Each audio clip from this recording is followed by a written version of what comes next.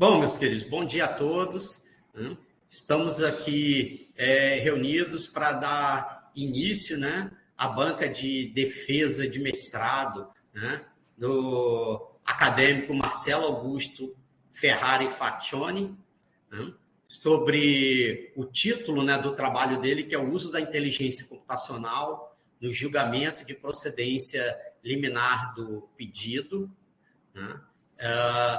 E gostaria também muito de agradecer a presença de todos aqui e, em especial, dos componentes da banca, a doutora desembargadora Ângela Onati, professor doutor Davi Nader Prata, professor doutor Gentil Veloso Barbosa. Tenho a agradecer muito, porque, com certeza, também tem a digital de vocês nesse trabalho pelas contribuições feitas aí desde da fase da qualificação. Então, vamos dar início, dou a palavra aqui ao acadêmico aí, Marcelo Faccioni. Bom dia a todos.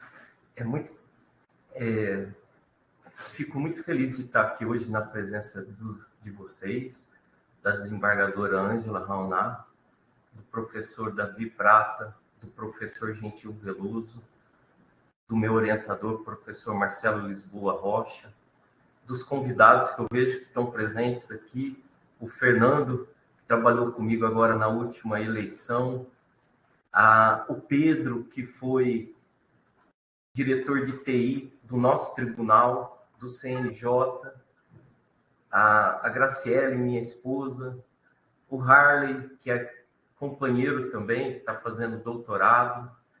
E para mim é uma satisfação poder apresentar meu trabalho para vocês. Vou compartilhar minha tela.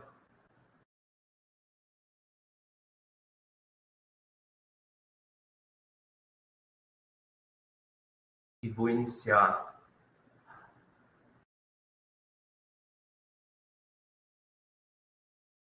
Apareceu?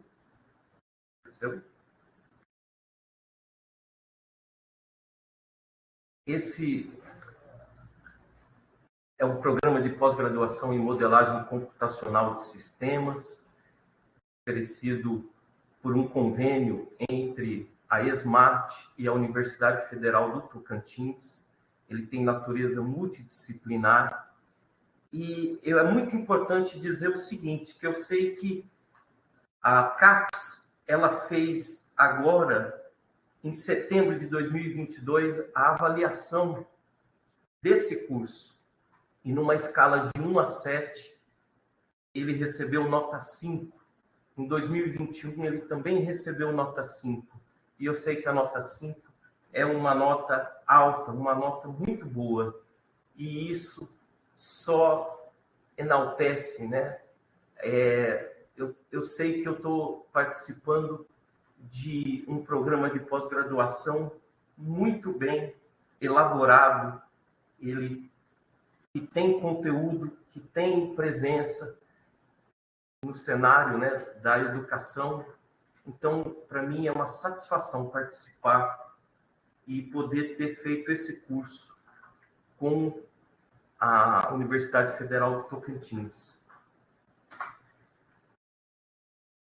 Quando eu entrei no curso, eu não falei para os senhores na qualificação, mas a minha relação com a tecnologia, ela começou em 1999. A minha relação que eu falo, prestação jurisdicional com tecnologia.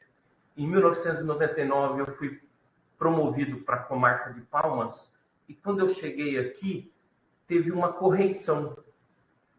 E nessa correição, houve uma reclamação em relação à vara que eu estava assumindo.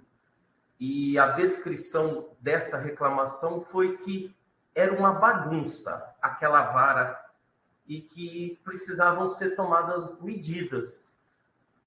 E eu falei para o corregedor da época que ele não precisava tomar nenhuma medida, que quem iria tomar medida seria eu próprio. E eu entrei em contato com um rapaz que trabalhava no Tribunal de Contas e nós elaboramos um sistema de cumprimento de atos processuais. Então, nós inserimos todos os modelos de cumprimento de atos judiciais, alvará, mandado de intimação, citação, vários, dentro desse sistema. Quando era protocolada uma nova ação, nós fazíamos o cadastro dela no sistema, e aí a cada determinação do juiz, bastava entrar no sistema, já tinha um modelo que puxava todos os dados e gerava o cumprimento, então, da determinação judicial. Com isso, na próxima correição que teve, eu recebi um elogio de quem tinha dito que aquela vara era uma bagunça. Ele falou que se tornou a melhor vara do Estado. E eu consegui isso com o uso da tecnologia. Então, eu sei mais do que ninguém que a combinação da tecnologia com o direito é uma forma de se obter celeridade na prestação jurisdicional. E junto com essa celeridade, também a segurança jurídica no julgamento dos processos judiciais. No mestrado, eu imaginei, vamos criar uma ferramenta tecnológica, mas agora, para identificar se há na lide, no processo, na demanda, algum precedente de observância obrigatória pelo julgador. E por quê, né? Dizem que os precedentes de observância obrigatória hoje é a melhor alternativa para se reduzir a morosidade da justiça no Brasil. E eles servem não só para o julgador monocrático, mas também para o julgador do colegiado, do tribunal. E qual que é o problema, né? Por que criar uma ferramenta? Porque são milhares de precedentes. E esses precedentes, eles passam por atualizações constantes, por revisões. E isso torna muito difícil ao magistrado dominar o conteúdo de todos. E existem também aquelas situações que o magistrado, durante a carreira, ele vai mudando a competência da vara que ele, quando ele é promovido, removido, ele vai sair de uma vara criminal para uma vara civil, por exemplo. Muda todo os precedentes que ele utilizava lá na vara criminal, não vão ser mais o que ele vai utilizar na vara civil, por exemplo. E, devido ao grande número dos precedentes, então se torna muito difícil para ele ter esse conhecimento de tudo. E a ferramenta tecnológica, ela cai como uma luva para auxiliar ele. Mas, quando ele observar a incidência, né, a ocorrência de algum precedente, o que ele vai poder fazer? Se for o julgador monocrático, ele vai poder aplicar o instituto do julgamento de improcedência liminar do pedido, antes mesmo de fazer a citação da parte ré. E isso gera, sem dúvida, uma celeridade muito grande. Se for no caso do relator, do julgador do segundo grau, ele vai poder monocraticamente recusar o processamento do recurso. Então, sem dúvida, ele, observando a ocorrência de algum precedente, ele vai poder tomar uma atitude processual que vai gerar celeridade na prestação jurisdicional.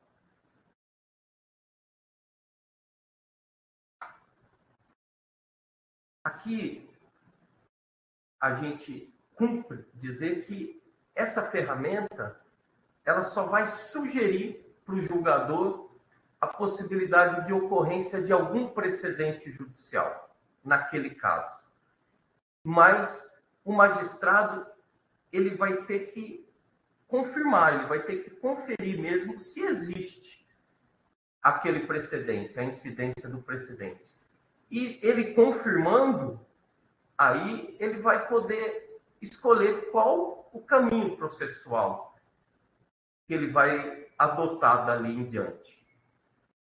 E se for o caso, então, ele vai poder aplicar o julgamento de improcedência liminar do pedido. Mas quem vai tomar essa decisão é o magistrado. A ferramenta vai apenas sugerir a ele a possibilidade da ocorrência de algum precedente. E aí ocorreu na qualificação a indagação da desembargadora Ângela sobre o uso da máquina para julgar um processo de forma autônoma. E aqui eu vou pedir um pouquinho de paciência para vocês e para relatar por que a ferramenta não pode julgar um processo de forma autônoma. Só o julgador. Aqui no Brasil, nós vivemos em um Estado democrático de direito. Isso é afirmado pela nossa própria Constituição Federal, inclusive no preâmbulo. E no artigo 1º também da nossa Constituição. E está previsto lá que nós devemos obedecer os fundamentos da cidadania e da dignidade da pessoa humana. Quando a gente fala dignidade da pessoa humana, a gente tem que lembrar da Declaração Universal dos Direitos do Homem e da Convenção Americana dos Direitos Humanos.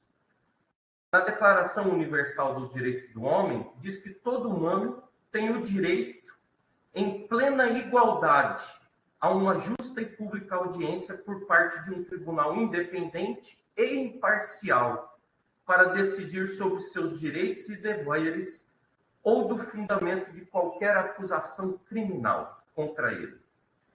A Convenção Americana dos Direitos Humanos diz que toda pessoa tem direito a ser ouvida, com as devidas garantias e dentro de um prazo razoável, por um juiz ou tribunal competente, independente e imparcial, estabelecido anteriormente por lei, na apuração de qualquer acusação penal formulada contra ela, ou para que se determinem seus direitos ou obrigações de natureza civil, trabalhista, fiscal ou de qualquer outra natureza. Olha que interessante. Um tribunal independente e imparcial, estabelecido anteriormente. Então, há o dever de promover o bem de todos, sem preconceitos de origem, raça, cor, sexo, idade e quaisquer outras formas de discriminação. Discriminação é justamente aí em que há uma grande barreira para que a máquina possa julgar um processo de forma autônoma. Porque nós sabemos que a inteligência artificial, ela simula um processo cognitivo. Só que ela simula esse processo de uma forma objetiva. E o juiz, quando vai proferir um julgamento, ele não faz apenas a interpretação objetiva da lei, mas ele faz a interpretação subjetiva. Toda decisão judicial, além do cunho legal, ela tem um cunho moral, pessoal. O juiz deve atender às pessoalidades do caso. E em todos os... fazendo uma leitura, uma busca, eu percebi, eu descobri, por exemplo, que aonde foi utilizada a ferramenta para agir de uma forma autônoma, por exemplo, nos Estados Unidos, foi utilizada uma ferramenta tecnológica para auxiliar o juiz a decidir pedidos de progressão de pena.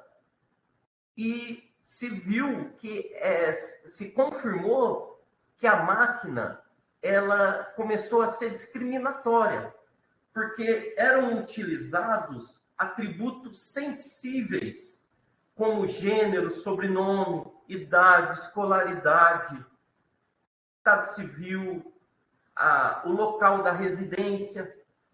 E esses dados, eles acabavam por discriminar, criar uma desigualdade no julgamento, sendo que a pessoa podia ser pobre, podia não ter estudado, mas ela podia ter direito à progressão do regime.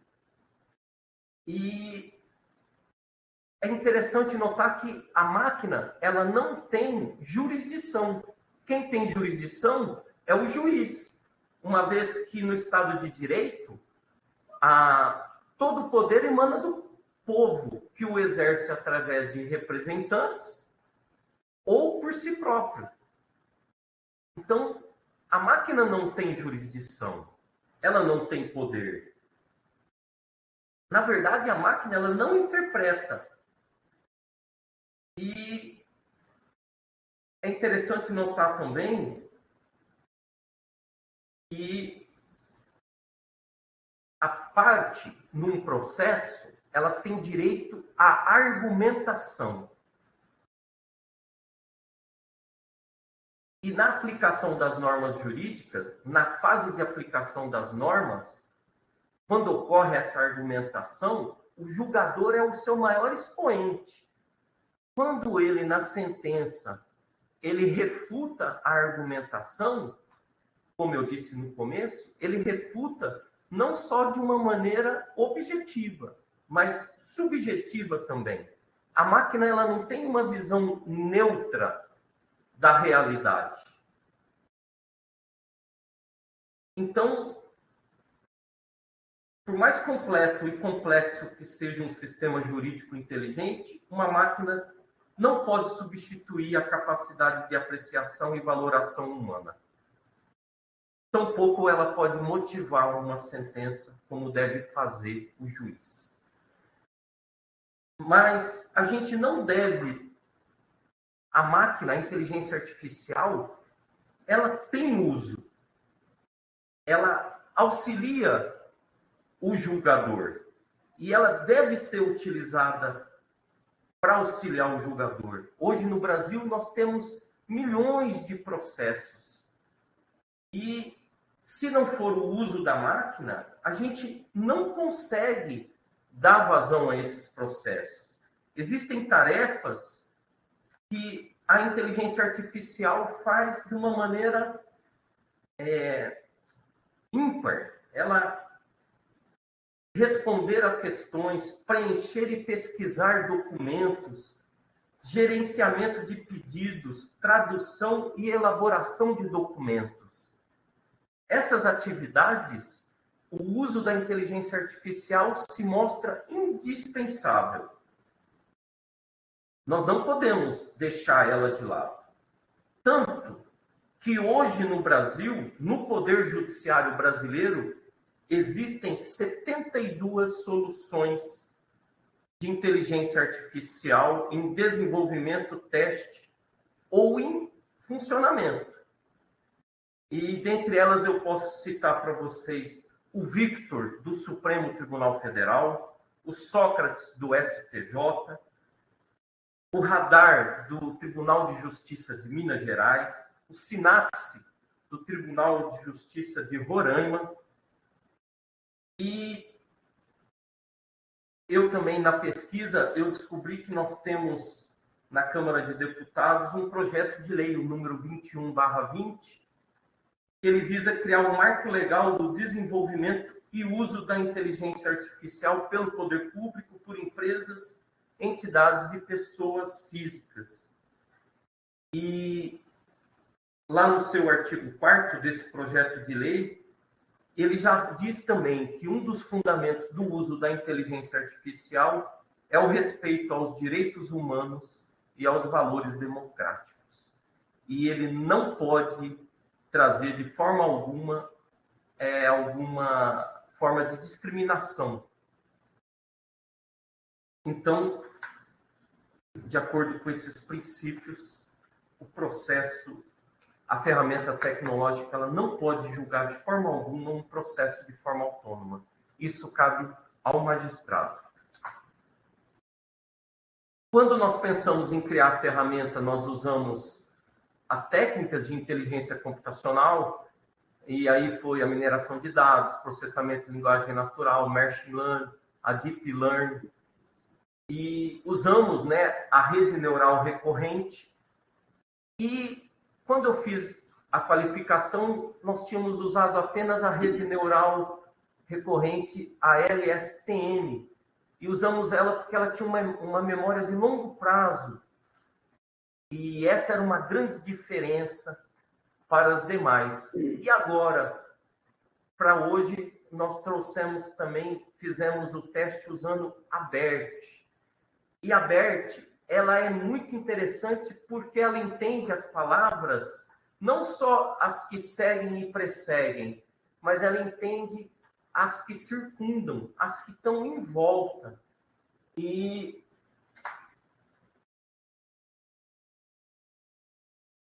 nós percebemos também que existem precedentes que tinham muito poucos processos ainda, muito pouco dado para a gente conseguir treinar a máquina. E aí nós utilizamos a técnica SMART. A técnica SMART, ela cria automaticamente exemplos sintéticos das classes minoritárias, dando equilíbrio ao dataset. E nessa imagem é muito interessante, dá para visualizar. Ela equilibra o dataset. E com isso, nós conseguimos treinar a máquina, mesmo quando existem poucos dados sobre um tema. Essas são as fases do fluxograma do desenvolvimento da ferramenta. E, professor Davi, o item 8 está aí, que nós adotamos a sugestão que o senhor deu, passou a ser o modelo gerado. E essas fases de criação, né, começam com os arquivos. E aqui a gente pode ver que no tema 1177, no tema 986 e no tema 1118, nós tínhamos um dataset pequeno, enxuto, e através da técnica SMART nós conseguimos treinar bem a ferramenta e obter um resultado muito bom, muito surpreendente. Então, nas fases de criação, né, da ferramenta, existe a leitura do capítulo inicial da petição inicial e, em especial, aquela parte final da petição inicial, onde está dos pedidos, do requerimento final, a separação das palavras. Aí a gente remove aquelas palavras que não vão contribuir em nada, as pontuações, preposições, artigos. Nós vamos observar a frequência da palavra no texto, vamos fazer o agrupamento das variantes, vamos reduzir a palavra ao radical, vamos converter os tokens, vamos criar um vetor para representar uma frase em números, já que a máquina entende apenas números, e vamos fazer o treinamento.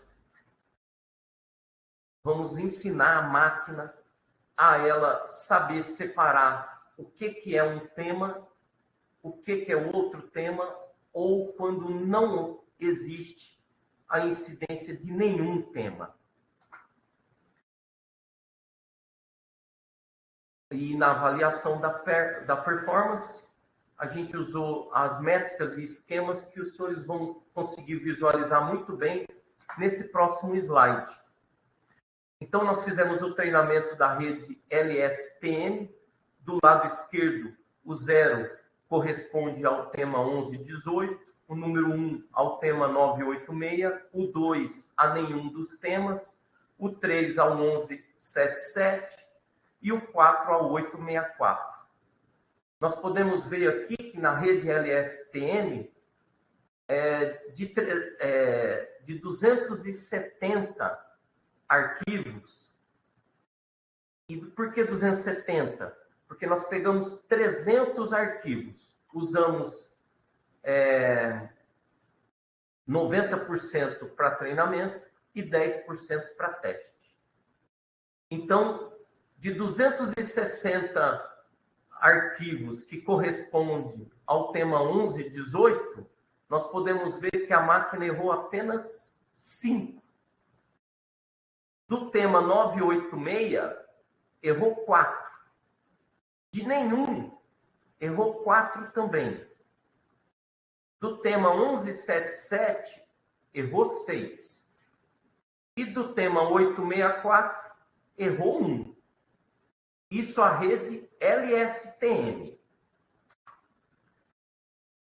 Na BERT, olha que desempenho sensacional. Do 1118, ela não errou nenhum. Do 1177, ela não errou nenhum. Desculpe, do 986 nenhum, do 1177 nenhum, do 864 ela errou 2. De nenhum ela errou 2. E do 1118 ela não errou nenhum.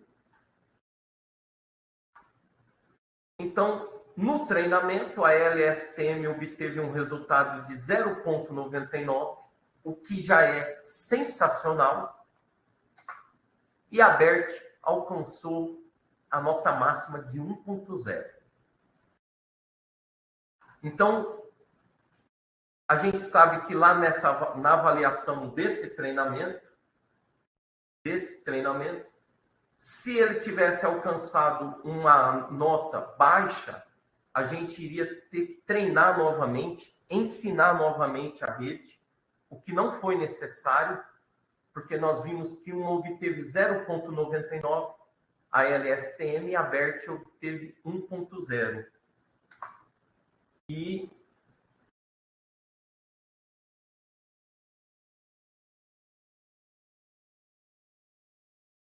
no teste,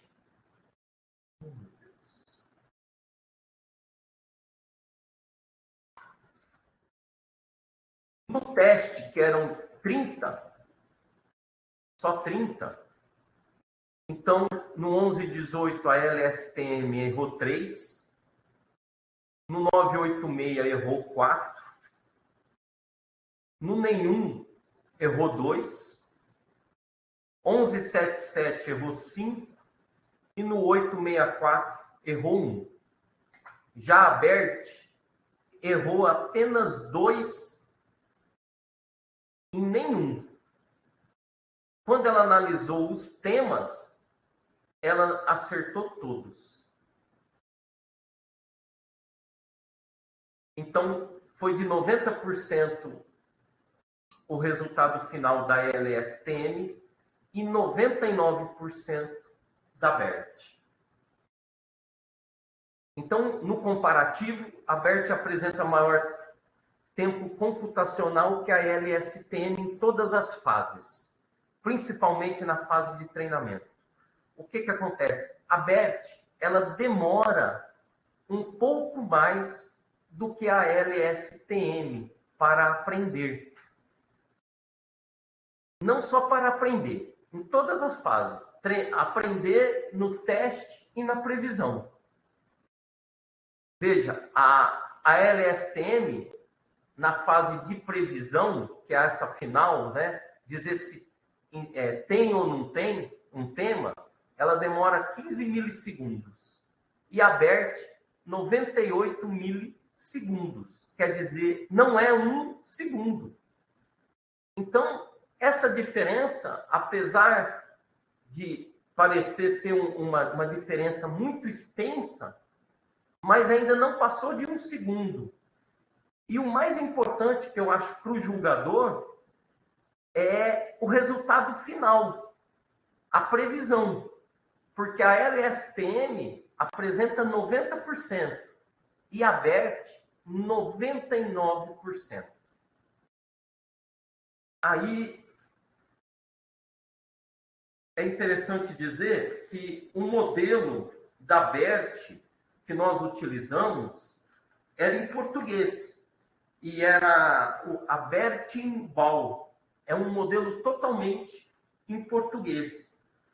E a BERT, ela é um código aberto e ela foi desenvolvida pela Google. E ela tá passível de utilização por qualquer um. Ela é um código aberto. Então, ficou pronta a rede, né?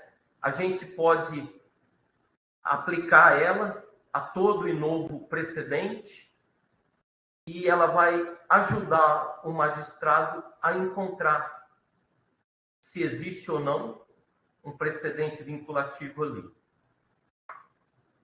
E a gente conclui, sem dúvida nenhuma, que ela pode ser, a ferramenta tecnológica pode ser utilizada no julgamento de improcedência liminar do pedido e, sim, vai ajudar a promover a celeridade e a segurança jurídica na prestação jurisdicional. Como trabalhos futuros, existe a inserção, né, de todos os precedentes na ferramenta. Nós queremos implementar ela no sistema EPROC. E tem uma situação bem interessante. Lembra que eu falei lá atrás, né, do juiz criminal que vai possível? Ele não vai usar os mesmos precedentes. Então, nós pensamos, então vamos dividir os precedentes de acordo com a matéria, assuntos e classes da respectiva vara judicial. Por quê? O juiz, quando ele vai rodar, eu estou no juízo criminal, na vara de competência criminal, eu não preciso rodar 3.000 precedentes. Às vezes, são aplicáveis à matéria criminal apenas 100 precedentes. Então, a máquina roda só aqueles 100. E com isso, eu vou conseguir um desempenho muito superior. Não preciso rodar os 3.000 precedentes. Então, nós vamos conseguir um desempenho aprimorado. Esse é o fim da minha apresentação. Eu gostaria de agradecer muito o meu professor, o Marcelo Lisboa. Eu gostaria de agradecer muito a presença dos senhores, da desembargadora Ângela, do professor Davi, do professor Gentil. Obrigado por vocês participarem desse momento da minha vida. Eu fico muito feliz e muito grato.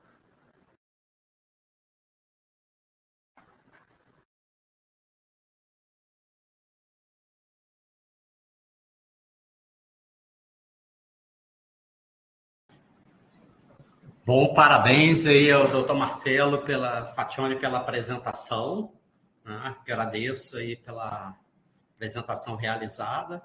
Agora vamos passar para a segunda fase, né, da defesa, né, e dissertação do Marcelo Fatione, né?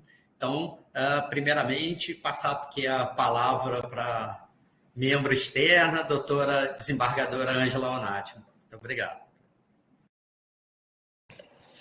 Muito obrigada, professor Marcelo. Eu cumprimento a todos da banca, ao tempo que eu agradeço o convite. Fiquei muito honrada mesmo, doutor Marcelo, de participar da sua banca, né, de rever aqui os amigos, professor Davi, Gentil, professor Marcelo, e quero cumprimentar alguém da plateia aqui, que eu nem sei se ele ainda está aqui, que é o Fernando.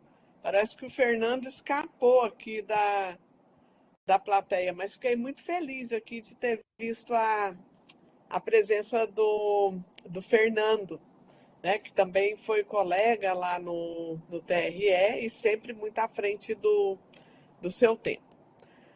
Bom, as minhas considerações serão bastante rápidas, professor Marcelo, e eu vou dividir assim. A primeira delas, para dizer que a questão que eu coloquei lá na época da qualificação, que era de trazer essa questão do direito a uma decisão humanizada, o Marcelo trouxe isso com bastante maestria, me deixou claro, me deixou menos inquieta com o que era a minha inquietação inicial em relação a isso. E aí uma dúvida bastante condizente com a minha condição, que a gente falava aqui um pouco de pré-histórica, né, antes do início da banca, para avaliar, né, como foi aí comparado essas duas ferramentas, tendo a BERT sendo a mais efetiva, a mais próxima do resultado correto. Essa escolha, existiriam outras, não é? Qual é a complexidade de uma e de outra? São ferramentas que eu tenho que fazer uso, que eu tenho que adquiri-las, ou qual seria o custo disso? Existe um posicionamento bem resumido mesmo em torno dessa questão. Doutora Ângela, essas ferramentas não têm custo. A BERT, ela foi produzida, ela foi construída pela Google, né? É um código aberto. Ela, sem dúvida, ela demora mais porque, digamos, ela analisa mais palavras, ela demora mais para aprender. Mas a gente viu que essa demora é insignificante, né, frente à outra, e o resultado foi bem superior da assertiva, da confirmação. E, digamos assim, o custo, existe o custo de manter, de atualizar os precedentes, como nós temos no tribunal um núcleo de gerenciamento de precedentes, então, no primeiro momento, nós pensamos deles, né? Existiria a necessidade de utilizar uma máquina mais sofisticada, mais, vamos dizer, poderosa, né? E como a construção está pronta, eu não falei um dado para a senhora, mas eu queria falar ele agora. A senhora falou no primeiro, na nossa qualificação, sobre o Victor, do STF. A senhora sabe quanto que o Victor custou? 1,6 milhões. E a nossa ferramenta aqui custou praticamente nada. Foram 40 pessoas envolvidas na construção, né, na elaboração do Victor. Aqui fomos eu e o professor Marcelo só. E o que o Victor faz? O Victor, ele entra o processo no Supremo, ele faz a mesma coisa. Ele fala, olha, isso daqui parece que aplica esse tema, esse. Ele vai separando os processos por tema. E quem continua julgando é o ministro do Supremo. Ele faz só essa separação. E o Victor começou a ser construído em 2017. E o Supremo construiu o Victor com uma proposta de fazer, né, de enviar ele para os tribunais, o que não aconteceu ainda, só vê 5 anos. E, de repente, agora nós estamos com uma ferramenta tão boa quanto o Victor, pronta para ser utilizada e talvez até pronta para a gente passar para outros tribunais, inclusive para o próprio Supremo. E conseguimos isso, a senhora vê, com um preço bem baixo, uma construção top, como diria o professor Marcelo. E que vem assim da sua expertise, né? De sentir ali os pontos que são sensíveis, o que poderia ser trabalhado, e aí a expertise do professor Marcelo. Então, digamos aí que foi uma conjugação, né, de dois conhecimentos e que resultaram aí numa excelente prática para o Poder Judiciário. Se a senhora Então, me permite, essa questão do mestrado ser multidisciplinar é sensacional, porque essa união de duas cabeças, de caminhos diferentes, mas que vamos chegar no mesmo ponto, isso é sensacional. A senhora vê que a gente consegue criar coisas, né? No nosso caso, uma ferramenta que tem uma utilidade muito grande, tanto para mim quanto para ele. Então, da minha parte, eram essas as considerações, professor Marcelo. Eu desejo, assim, muito sucesso, né? E vou torcer muito para que essa ferramenta ela esteja aqui no Tribunal de Justiça, que ela seja apoio aí para o tribunal, para todos os juízes tocantinenses, e quem sabe também, né, exportar essa expertise aí a outros tribunais.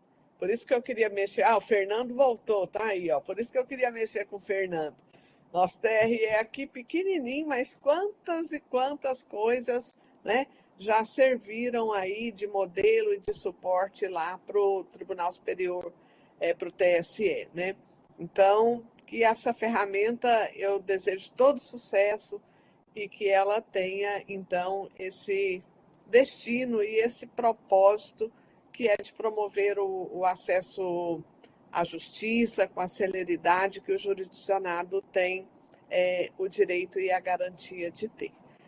Agradeço muitíssimo, professor Marcelo, todos os trabalhos aí que eu participei com você foram verdadeiramente trabalhos de muito peso, de muita envergadura, e parabenizo em especial o doutor Marcelo, né? E que, doutor Marcelo, isso não pare por aí, hein? A SMAT tem muitos programas agora de doutorado, né? Outros por vir, alguns que já estão aqui, outros para chegarem, e que o senhor esteja lá sempre firme nesse propósito. Muito obrigada, professor. Obrigado pelas palavras. Muito obrigado, doutora Ângela, e com certeza a sua contribuição foi essencial, porque para a gente ter também a visão humanística e jurídica da coisa, né? Porque essa questão, hoje, até uma das áreas até que o Davi também está vendo, essa questão da ética com IA, essa questão, entendeu? Então, a gente tem essa visão humanística, né? Dessa aplicação da IA, né? no judiciário é muito importante, né? Para a gente saber que realmente a ferramenta está indo no caminho certo e vai ter aplicabilidade, né? Só tenho a agradecer pelas contribuições. E agora passar a palavra aqui ao professor doutor Gentil Veloso, as suas contribuições. Bom dia a todos, novamente, né? Cumprimentar aqui também o Dr. Glaubert, que eu convidei, é colega nosso, advogado na região ali de Guaraí, aquela região toda ali. Glaubert, seja bem-vindo aí para essa conferência. Vou fazer algumas considerações aqui. Como o professor Marcelo sempre fala, a dissertação não é tão emocionante quanto a qualificação, né? Porque, a não ser que a solicitação não seja contempladas. Então, as minhas considerações serão menores do ponto de vista de que a apresentação do Marcelo Fationi deixou claro que todos os pontos solicitados pela banca foram atendidos, né? Desde a questão da professora Ângela, a questão técnica que o professor Davi sugeriu de inserir na ferramenta e as minhas solicitações também, do meu ponto de vista, foram contempladas. Então, parabenizar Marcelo Fatione, Marcelo Lisboa, pelo trabalho, falar também aqui que o programa ele é nota 5, mas nota máxima para os programas profissionais é 7. A nota máxima para programa profissional é nota 5. Então, a gente está... É como se fosse o seguinte, um time do Tocantins estivesse jogando no Campeonato Brasileiro, Série A.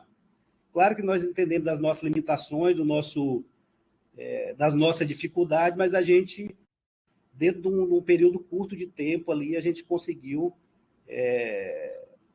assim, muita coisa do ponto de vista técnico e científico para o Estado. Né? E prova disso é um trabalho que está sendo apresentado aqui, né? Esse trabalho que discute o uso de IA para resolver problemas judiciais. E assim, o trabalho tem todo o mérito. Inclusive, essa pergunta que a professora Ângela fez, e que foi muito bem respondida, Marcelo Fatione, é suficiente para a sua tese, entendeu? Se você tivesse somente respondido essa questão, já era suficiente para a tua dissertação de mestrado. Mas você foi além, né? Você respondeu essa pergunta e também desenvolveu uma ferramenta, juntamente com o professor Marcelo Lisboa. Então, o trabalho ele tem, sim, todo o mérito, e a minha pergunta, né, e a questão que eu coloco aqui assim, a gente tentar colocar isso em produção, né? Claro, validar mais ainda esse modelo que foi experimentado aí e colocar isso em produção aqui em Tocantins e espalhar para o Estado. Aí eu te pergunto, qual a dificuldade que você acha que isso é possível? Ali você falou que está pronto, né? Mas isso é possível? Quais os entraves que podem ocorrer da gente tentar colocar isso no EPROC? Professor Gentil, é possível, a ferramenta realmente está pronta, e eu acho que, como nós participamos, a gente fala EPROC nacional, porque hoje não é só o Tribunal de Justiça do Tocantins e o TRF da 4ª Região, que criou o EPROC, que usam o EPROC. Existem outros tribunais estaduais e federais. Mas nós levarmos essa ferramenta, então, para a reunião que existe sempre, né, lá do EPROC nacional, e isso, talvez, eu tenho a ideia, a percepção que isso vai sair não só para nós, mas para todos que usam o EPROC. Isso vai ser uma ferramenta de todos. O senhor entende? Isso vai ser acoplado ao EPROC, mas já vai ser acoplado à versão utilizada por todos. Então, eu acho que quando eles tiverem o conhecimento, o juiz que é responsável pelo EPROC, o Dr. Sérgio Tejada, quando ele tiver o conhecimento da ferramenta, como ela funciona, eu acho que isso vai acontecer, mas vai acontecer já de uma forma bem mais ampla do que nós imaginamos. Não só aqui no Tocantins, mas aí entre o TRF da 2ª Região, o Tribunal de Justiça de Santa Catarina, Tribunal de Justiça do Rio Grande do Sul, TRF da 4ª Região. Então, eu acho que nós não vamos ter grandes dificuldades, nós não vamos ter entraves. Eu acho que, pelo contrário, nós vamos conseguir que ela se dissemine muito rapidamente. Hein, Gentil, uma coisa que é possível de ser feita, né, até para dar um bom andamento, é que a ferramenta, para ela, obviamente, para ela funcionar como ela foi desenvolvida, ela não precisa estar lá dentro realmente ainda do EPROC. Então, nada impede de já ir utilizando, por exemplo, aqui o doutor Marcelo ir usando ela realisticamente nas atividades dele na vara, que isso depois, vamos dizer, usa aí uns 6 meses, 1 ano, você já tem uma boa massa até de de experimentos e tal, para ver assertividade e tudo mais, para quando você já levar até para o nacional, né, a pessoa já vê, olha, o que foi utilizado durante 6 meses, 1 ano, olha a qualidade dos resultados, olha o tempo de tramitação dos processos que antes levavam tanto tempo, depois que nós achamos, né, se o processo ele é coberto, né, por um determinado termo ou súmula, ele já tem uma decisão ali. Então, quer dizer, o juiz recebeu, foi lá pelo sorteio, já caiu na mão dele. Ele olhou, já bota na ferramenta, a ferramenta já diz. Se realmente for aquilo mesmo, ele já mata no mesmo dia. Então, quer dizer, o processo, em vez de levar um tempão andando, ele já é encerrado, por exemplo, no mesmo dia.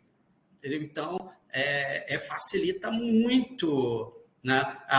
O ganho de eficiência, celeridade vai ser muito grande, né? Vai diminuir esse... Professor Gentil, e tem uma coisa bem interessante que eu falei na qualificação e eu não falei hoje. O uso dos precedentes judiciais, ele ainda está muito devagar, está muito lento no judiciário, a ponto de ter gerado aquela recomendação do CNJ de 9 de setembro de 2022. O senhor lembra que eu falei a recomendação 134? Que o CNJ falou para os tribunais, olha, vocês não estão usando os precedentes, vocês têm que observar os precedentes. E então a gente percebe muita dificuldade.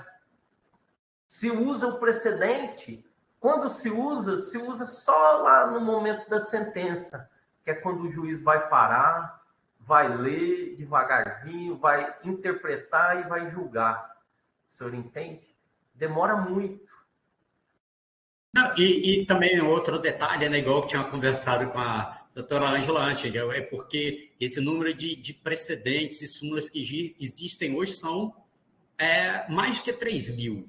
Então, como é que um magistrado vai decorar, lembrar de todas essas, né? Então, a quantidade imensa que tem, né? E fora que ele pode até saber bem daquela vara que ele está aí, se ele mudar de vara.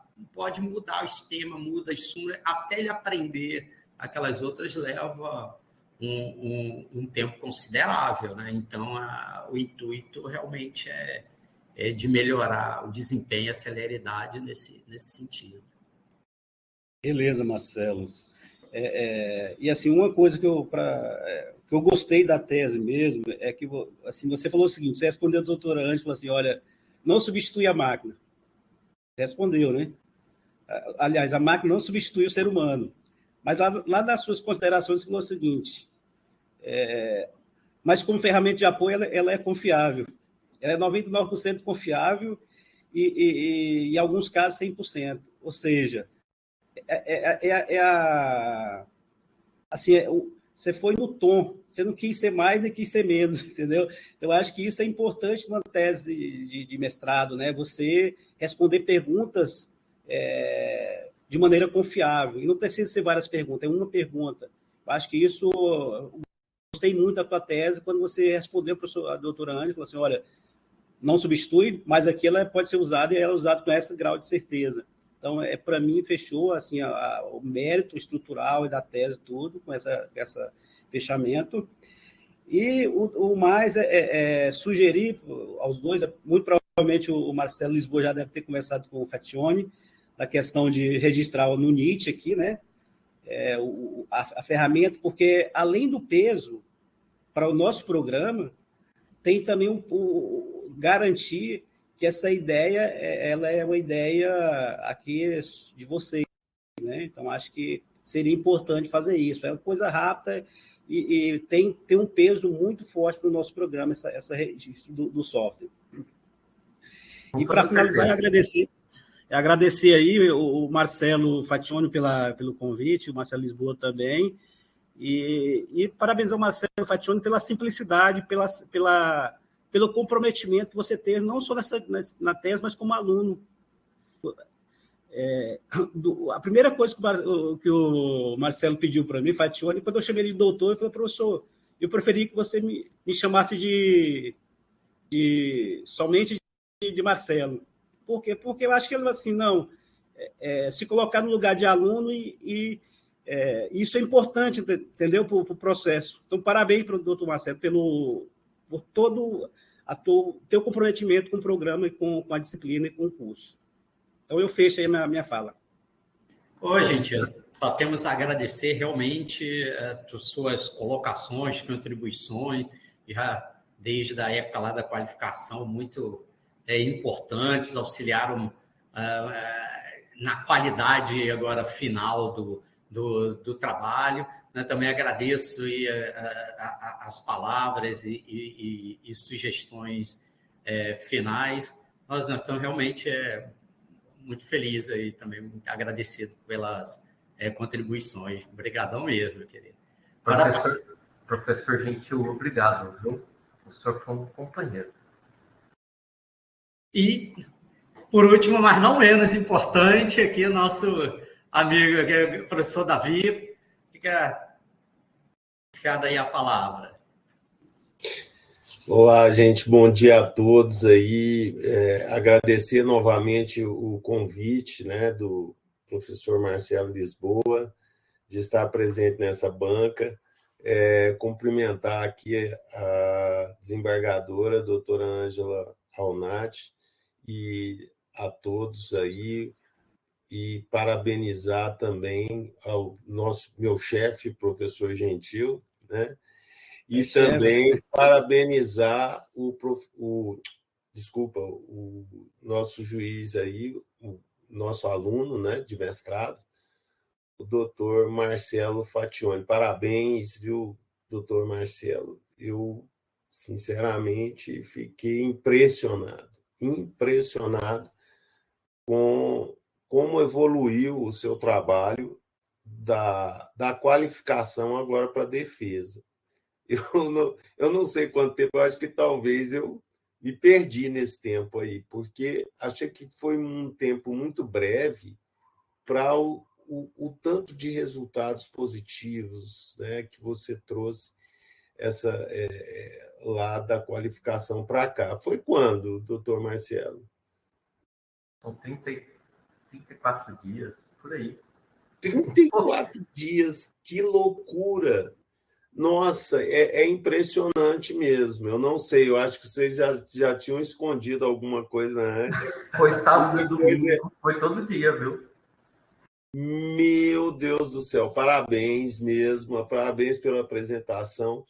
E assim, eu vou falar que a evolução ela houve de duas formas, tanto na parte técnica, né, que houve uma evolução muito grande na parte técnica, mas também na sua apresentação, na sua fala, na questão da sua visão de lá da qualificação para cá, né, a sua exposição, né, e a sua preocupação com a questão da subjetividade que o senhor falou, enfim, do julgamento e, enfim, do papel mesmo da inteligência artificial, né, no judiciário. Então, eu fiquei realmente impressionado. Eu queria fazer dois comentários aqui, um com relação à questão que foi falada antes da nota máxima do programa. Então, os programas de mestrado realmente são nota máxima 5, o doutorado que pode chegar a 6 ou 7, né? E, no seu caso, então, como o professor Gentil falou, é nota máxima mesmo, né? O seu mestrado hoje, né? A nível nacional. Então, parabéns aí. Uma outra questão, bom, que eu queria comentar aqui do seu trabalho, eu fiz algumas considerações, só ali, bem pouquinha, viu, doutor? Na página 45 ali, por exemplo, e na outra que faz você mostra quantos segundos demorou para a etapa de pré-processamento, etapa de treinamento e etapa de teste, tanto do BERT quanto do LSTM. E aí seria interessante ter um quadrinho só para a gente ver essas comparações lado a lado, sabe? Assim, seria Uma interessante. tabela assim. É uma tabelazinha para a gente ver e comparar assim, lado a lado, porque ficou no texto lá em cima, numa outra página, lá embaixo, numa outra página, tem esses dados, mas para a gente poder ver os dados um do lado do outro, sabe? É só uma sugestão, né? Depois ver aí com o professor Marcelo. Ficou muito bom mesmo, né? A questão do BERT, né? Vocês colocaram uma evolução muito grande. O uso de técnicas ali de validação cruzada, né? Para poder fazer um balanceamento, né? Da base. Enfim, foi muita coisa técnica, né? Que evoluiu e os resultados estão aí, né? Muito importantes. Eu ia comentar novamente também que com relação a trabalhos futuros, sabe, doutor Marcelo, eu vejo aí que igual o professor Marcelo Lisboa comentou, né, talvez fosse interessante agora fazer algumas validações ou avaliações com relação, por exemplo, a um juiz com outro juiz, né? Um juiz com máquina. A doutora Ângela participou de uma banca que a gente mostrou esse trabalho lá que a gente fez com o CAPA, né? Que era interessante para poder também validar, vamos dizer assim, de certa forma, que o que foi pensado na cabeça do senhor, e no caso do professor Marcelo, condiz também com a realidade da cabeça de um outro juiz, né? Para não ficar somente, ou de outros, ou enfim, colocar à prova isso em relação também à comunidade, né? Então, isso eu acho importante, talvez, com trabalhos futuros, né? É uma forma de, vamos dizer assim, validar o que foi feito.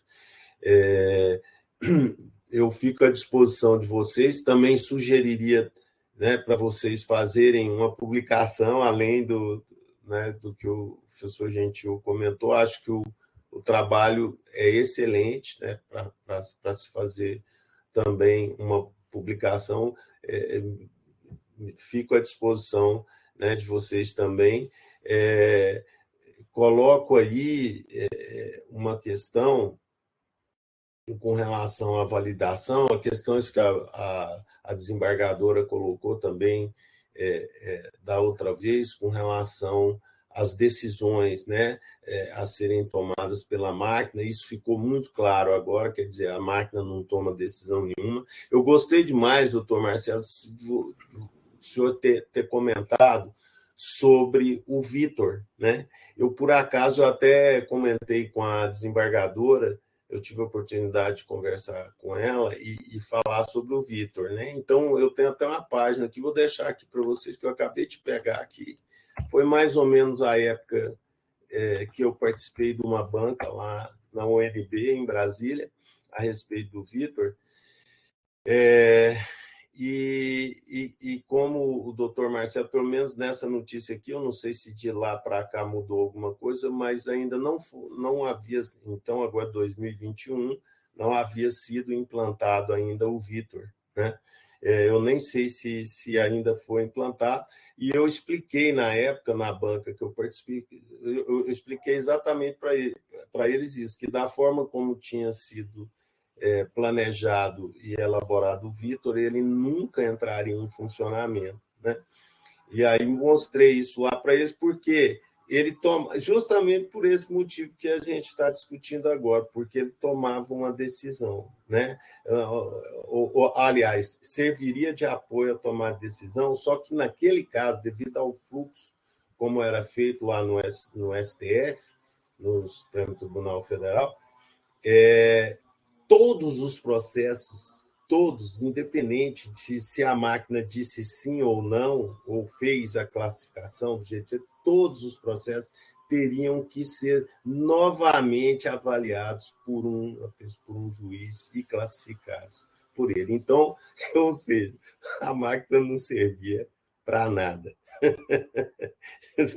Enfim, eu expus isso lá, até na época, uma pessoa que era do Supremo Tribunal Federal, no final da banca, foi lá discutir comigo, aí eu mostrei, peguei um pincel, fui lá no quadro, e expliquei que o Vitor não teria nenhum, da forma como está. Mas, enfim, deu para ver que eles também, ainda comparando, viu, doutor Marcelo, que a técnica que vocês usaram para processamento de linguagem natural, né, de classificação com inteligência artificial, até com BERT, agora está muito superior ao Vitor, né?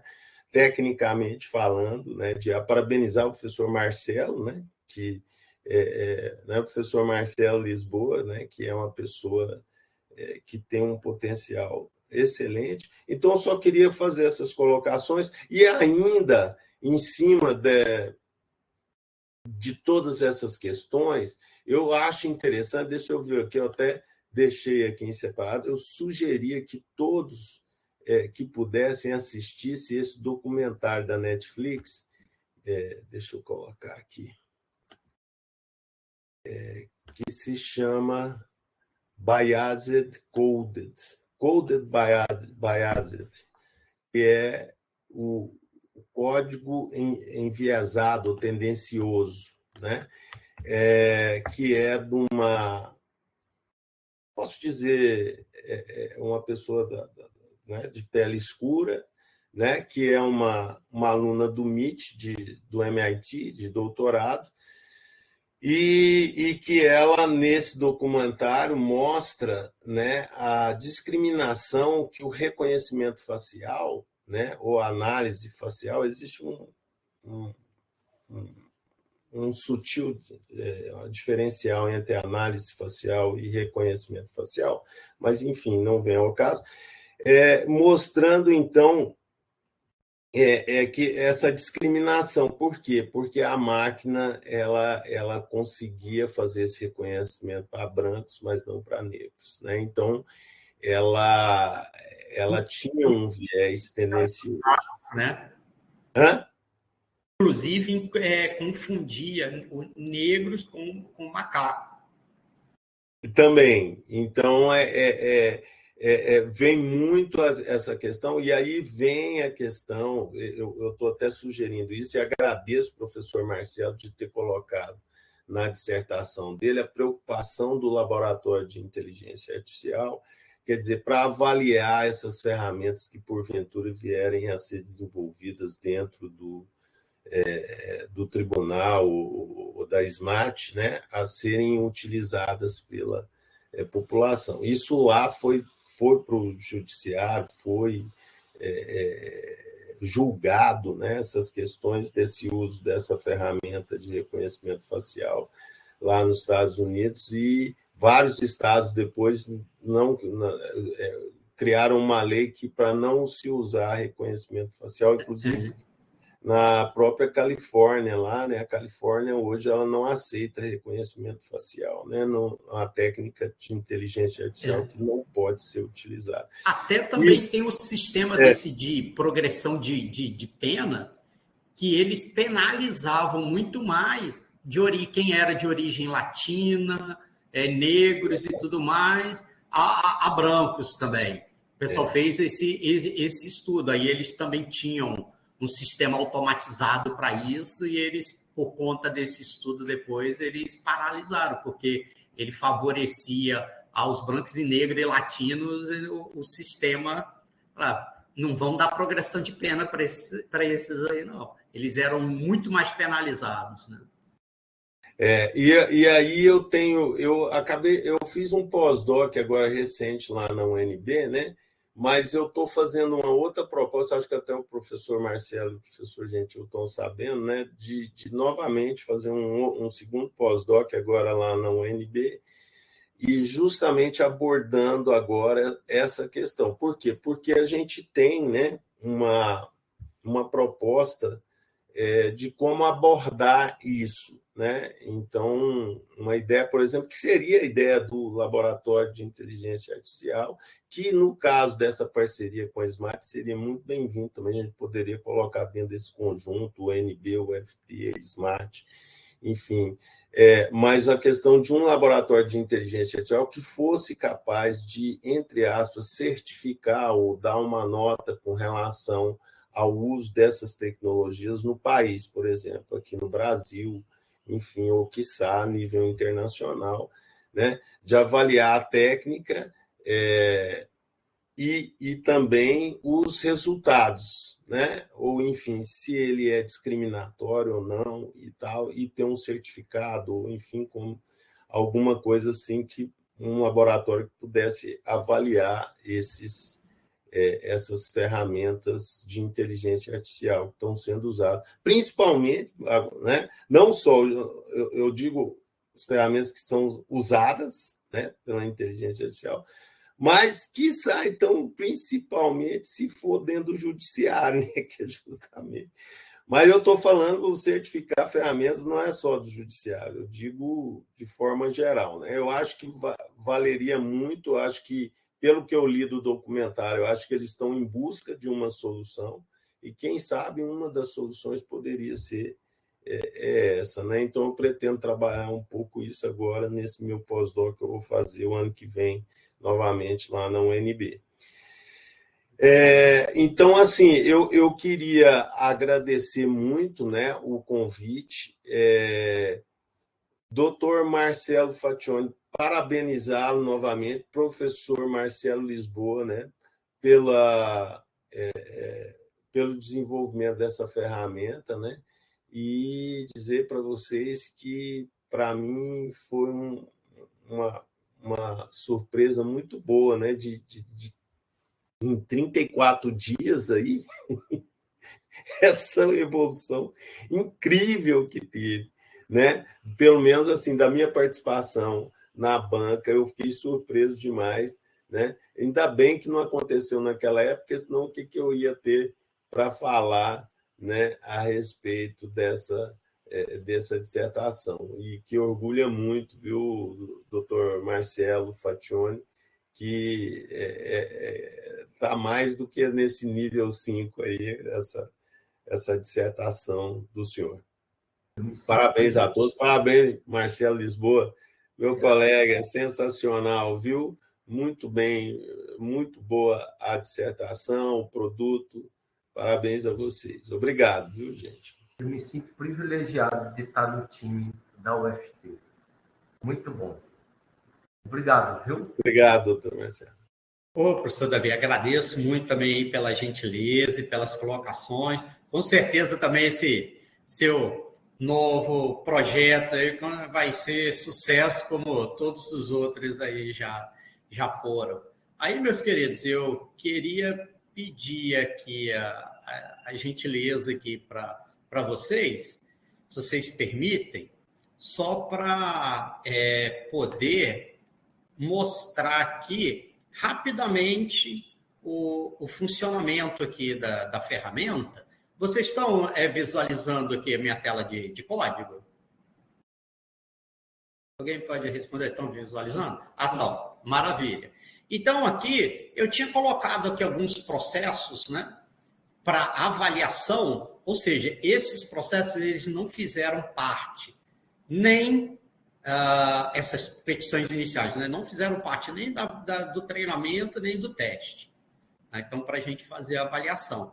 Então, eu vou demonstrar aqui para vocês perceberem o desempenho, a velocidade aqui da ferramenta, tá? Então, aqui, por exemplo, tem um processo, tá? E aí você vê que depois que eu já tenho ele, já escolhi, vocês vão ver aqui o tempo que ele leva para executar. Ele já está fazendo, já fez, já pegou, agora ele já está, carregou, agora ele já vai fazer aqui a predição, né? Já mostrou aqui o resultado. Então, ele diz, olha, qual é o tema súmula aplicada, qual é o link referente ao tema nesse caso aqui no STJ.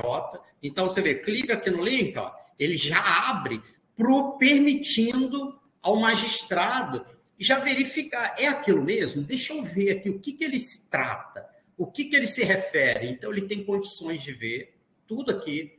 E ele também já separa da peça, né, o texto referente ao pedido, no caso, que foi feito na petição inicial. Então, ele separa de todo o texto, que pode ter dezenas ou até centenas de páginas, ele separa só o pedaço referente ao pedido, de modo que auxiliar justamente o magistrado para verificar se realmente esse tema ou súmula cabe a esse pedido inicial.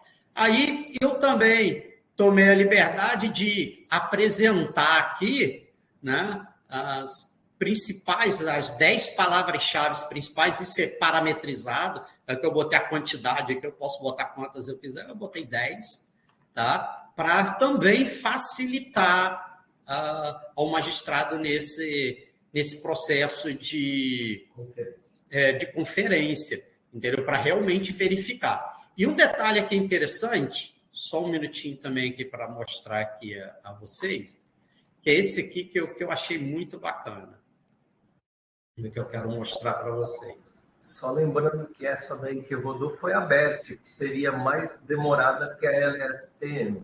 Perfeito. Aqui, eu peguei todos aqueles processos e eu anotei aqui.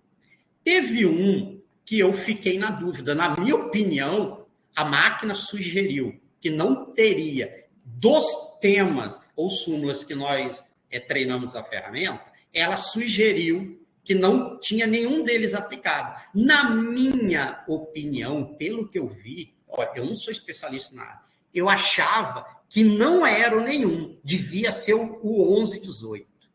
Aí eu cheguei e falei, perguntar para o especialista, né, para o doutor Marcelo. Está aqui, meu querido, olha, a máquina sugeriu que era nenhum, eu acho que era o 1118. Está aqui as palavras-chave e o texto de pedido. Qual que é? Aí ele me justificou, baseado no que realmente é o tema 1118, que realmente ele não se aplicava a esse pedido.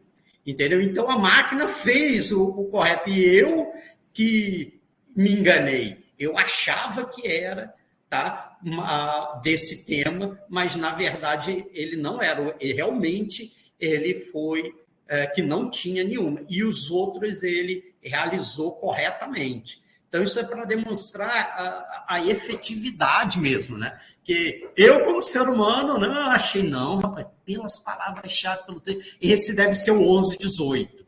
E aí eu falei, não, vou passar para o real especialista aqui. Aí mandei para o doutor, mas me ajuda aqui, que esse aqui eu fiquei na dúvida. Ele falou, não, realmente não é os 1118 por causa disso. Entendeu? Realmente não é nenhum mesmo, nenhum dos temas que temos é aplicável, né? Então, isso é para demonstrar para os senhores, né, a efetividade que realmente a ferramenta teve, né? Eu estou sendo honesto com vocês.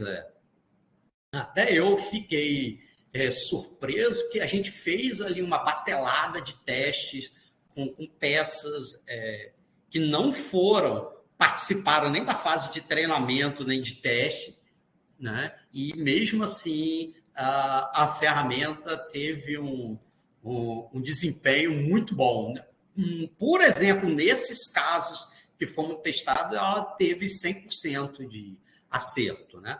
Mas volto a dizer, como é máquina, como eu errei, é possível da máquina, em algum caso, poder errar, mas a intenção, volta a dizer, como não é a ferramenta que vai tomar a decisão final, é auxiliar, e ela dá plena condição ao magistrado de verificar aquilo.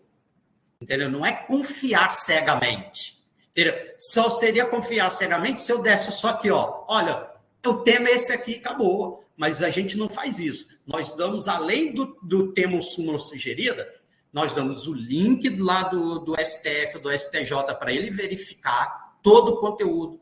Damos o texto do pedido, damos as palavras-chave. Então, quer dizer, a gente subsidia o magistrado com um conjunto, né, de informações que permite ele verificar, não, realmente esse termo comum, não é, entendeu? Então, é esse que ficou bacana da ferramenta, que além dessa questão dela ter uma boa assertividade, ela ainda traz todas essas informações adicionais de modo a permitir ao magistrado tomar a decisão final que se realmente aquele termo súmula cabe aquela petição ou não.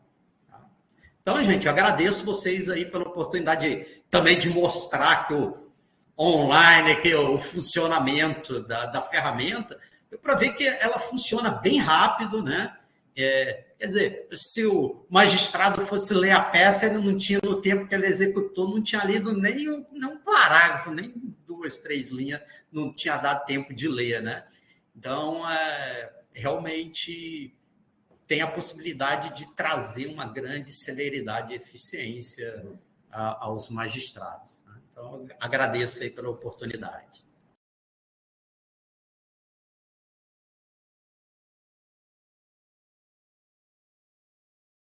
Pergunta agora. Gostou, doutora Ange? O que a senhora achou? Achou que...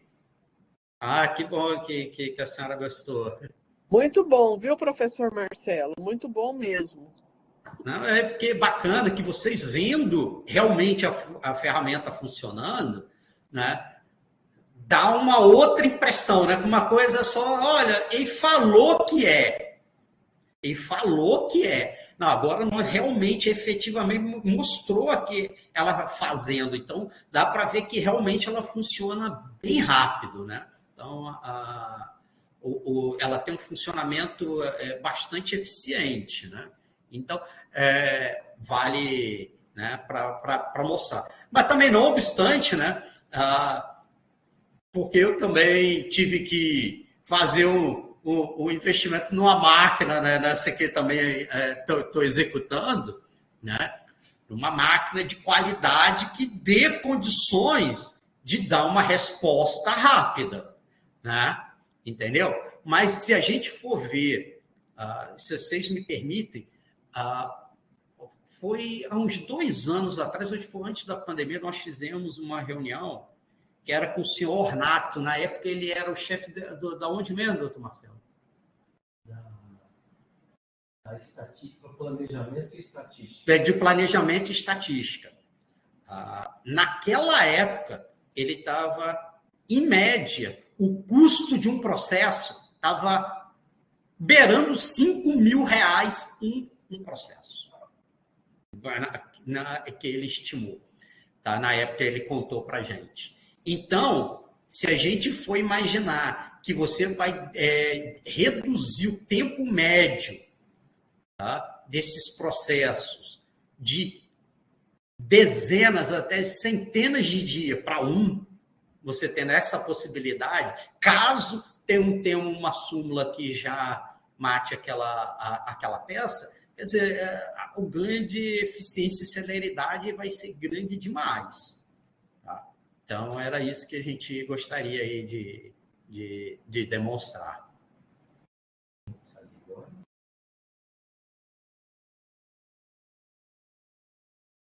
Agora, gente, muito obrigado aí ao Pedro e ao Harley pelas parabenizações, agradeço, né? Eu quero só para agora, meus queridos, eu só gostaria de agradecer a presença de todos, óbvio, além dos da banca, que vieram para prestigiar aqui essa apresentação aqui de defesa final da dissertação do Dr. Marcelo Fationi, né? E, no momento, eu peço aqui licença só a quem não é dos componentes da banca, para nós podermos fazer a deliberação final. Eu até combino aqui com vocês. Ó. No meu relógio aqui é 10h59. Quando for, eu acho que até 11h05 vocês já podem entrar novamente para já ter o o resultado aqui, tá? Para quem tiver interesse em ver, 11h05, acho que já deu para a gente resolver aqui, tá? Então, agradeço aí a todos e daqui a pouco vocês voltam só para a gente deliberar aqui. Isso. Agora só ver aqui o Davi.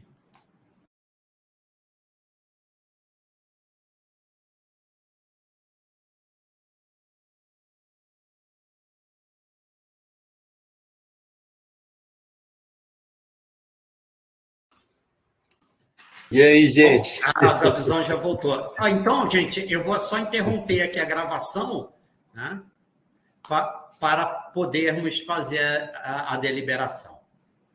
Acredito que vá futuramente ajudar muito aí os tribunais, né? Não só o Tribunal de Justiça do Tocantins, mas também outros tribunais.